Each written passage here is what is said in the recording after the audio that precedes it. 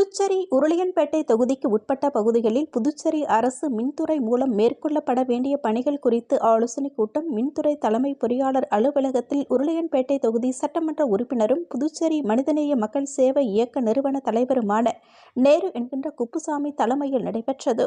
ஆலோசனையில் உருளையன்பேட்டை தொகுதிக்கு உட்பட்ட சுதேசி மில் வளாகத்தில் புதிய துணை மின் நிலையம் அமைத்து அதன் மூலம் உருளையன்பேட்டை தொகுதிக்கு உட்பட்ட பகுதி மற்றும் அதனை சுற்றியுள்ள பகுதிகளில் மக்கள் பயன்பெறும் விதமாக மின் விநியோகம் வழங்க நடவடிக்கை எடுக்குமாறும், மேலும் வெங்கடா நகர் துணை மின் நிலையத்தில் இருந்து கோவிந்த சாலை, கண் டாக்டர் தோட்டம் அரசு குடியிருப்பு பகுதி மற்றும் அந்தோணியார் கோவில் தெரு அரசு குடியிருப்பு பகுதி போன்ற பகுதிகளுக்கு மின் நிலையம் வழங்க நடவடிக்கை எடுக்குமாறும், உருளையன்பேட்டை வார்டு முல்லை நகர் விரிவு மற்றும் சுற்றியுள்ள பகுதிகளில் மின்னழுத்த குறைபாடுகளை போக்கும் விதமாக புதிய மின்மாற்றிகள் அமைத்து அப்பகுதி மக்களுக்கு உதவிடுமாறும், மேலும் பல்வேறு கோரிக்கைகளை முன்வைத்து ஆலோசனை கூட்டம் நடைபெற்றது. மேலும் ஆலோசனைக் கூட்டத்தில் மின்துறை தலைமை பொறியாளர், மின்துறை செயற்பொறியாளர்கள், மின்துறை உதவி பொறியாளர்கள், இளநிலை பொறியாளர்கள் மற்றும் அரசு அதிகாரிகள், ஊழியர்கள் பலர் கலந்து கொண்டனர்.